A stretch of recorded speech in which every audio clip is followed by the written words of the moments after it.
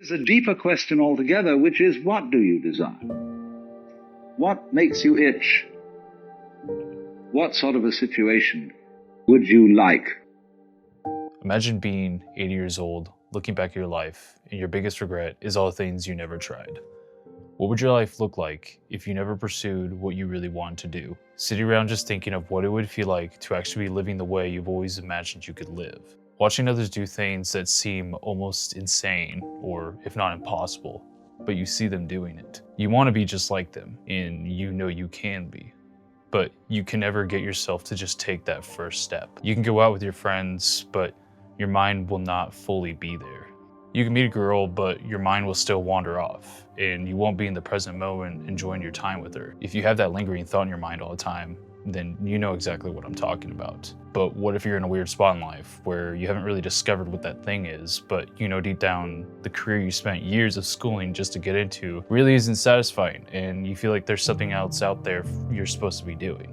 One way to really get an idea of trying something new in life is to start with things that actually pique your interest. One thing that we confuse with working and purpose is the act of just attaining money. But just working for money will make you a miserable person if you're not working for purpose.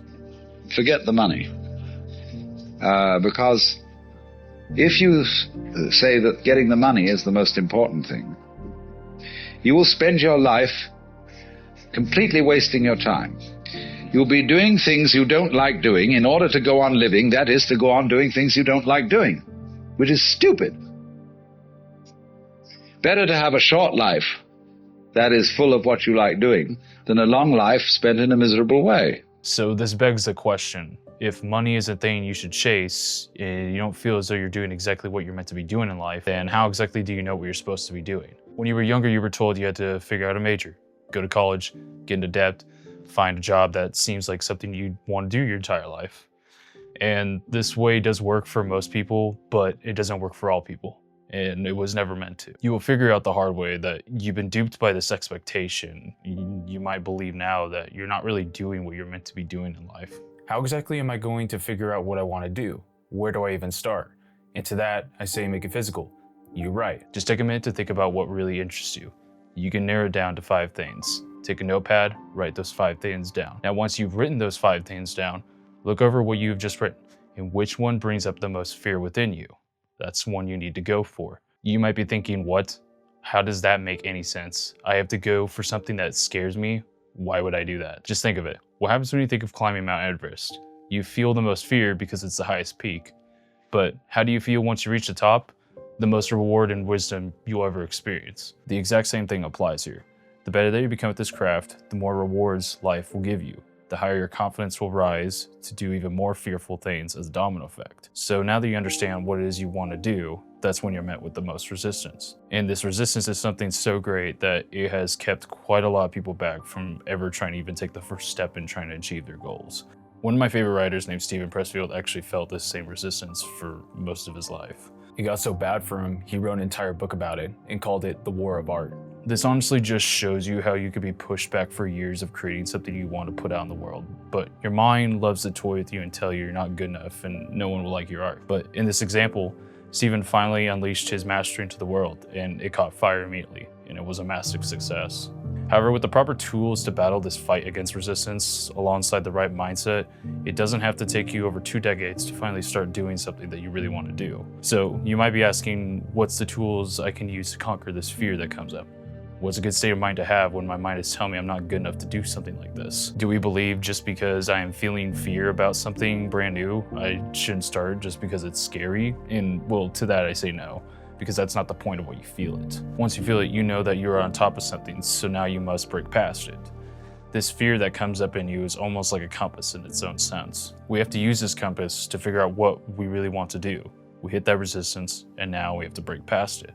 But we know that we're on the right track. So to help you with the process of breaking through that barrier, I have 5 methods I've used in my life that has drastically helped me not only with creating, but really anything that comes up in life that I really don't want to do or take on, honestly. Method 1, start small. The first method is to make your initial action ridiculously small that your brain cannot come up with an excuse not to do it. If you want to write a book, you don't start by trying to write a chapter, you start by writing a sentence. When you make small goals, this will eventually lead you to one large goal, The problem with having just one large goal, like say you want to start a coffee business, that alone can be overwhelming. So what you do is you start with the small goal, which is deciding what do you want your name to be. As simple as this is, getting what seems like a very small task done really helps you get the momentum going, since you've finally started with something which is actually quite major and will help with all the other decisions going forward, since now you have a brain you could build from. From here, you can form the next set of decisions around a name and keep the ball rolling. You can go from one small goal a day and over until you know it, you've created your own business, which once seemed impossible, but now, since you broke everything into small little goals, you can achieve a massive goal. Method 2, loving the battle. The sooner you can develop a mindset of loving the process, even the fear that comes along with it, the easier things will become. An excellent example of this is going to the gym. Whether you enjoy it or not, you still do it. You put your body under massive loads of stress for a reason, and deep down you know you enjoy doing it. Learning to enjoy the struggle not only boosts your confidence significantly, but also makes everything feel like a fun game of winning. Method 3, the countdown. Count down your head, 3, 2, 1, and just go do it. It's crazy how well this method actually works, and a good reason is why when counting, it creates a pattern that interrupts the chatter in your head and stops the mental debate. It narrows your focus to something that you really want to do, and once you hit 1, your mind wants to immediately just go. If you've ever been in any kind of race, this will feel instinctual. We're trained to take immediate action at go, and the same thing applies here. What's really nice about this method is how easy it is for almost everything you don't want to do, you know you should do. Like say for example, you know you need to go to the gym to keep the consistency up, so you just count down 3, 2, 1, and you just go do it. Method 4, build a consequence system. If you're having a hard time keeping yourself on track or accomplishing your goals, use a disciplinary system that forces you to reap consequences for your lack of improvement. For example, say you're writing a book. Say you want to start small and do a chapter a month. This is a perfect opportunity to put the consequence system in play. Every month that you don't finish a chapter of a book, you have to pay a friend $100. Say you go an entire year without a single chapter done, then you will owe said friend $10,000 for not producing anything for the entire year. Our brains are wired to respond more strongly to immediate consequences than future benefits. And as harsh as this can be on your mind, sometimes you have to create deadlines like this in a way that forces you to finish a project for yourself. If you can force yourself to do work for someone else, then you can force yourself to do work for your own self. Method 5, just doing it. The final method is literally just doing it. And as a cliche as this sounds, this is the best way to get something done. You just literally try and do it, and once you do it, you think to yourself, why were you even putting it off to begin with at all? There's so many artists who have said in length about just doing it.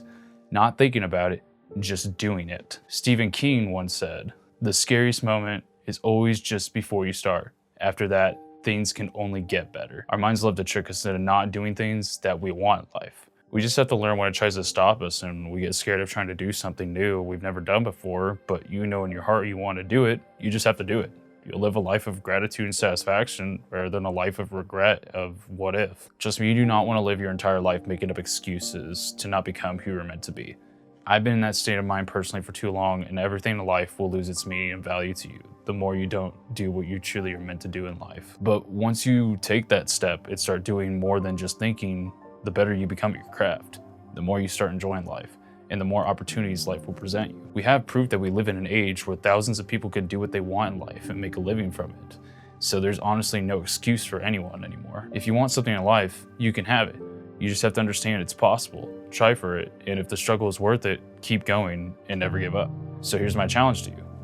What's the one thing you've been putting off? Write it down, make it physical, use the advice in this video, start small but start today. Because the worst thing you can do in life isn't failing, it's never starting at all.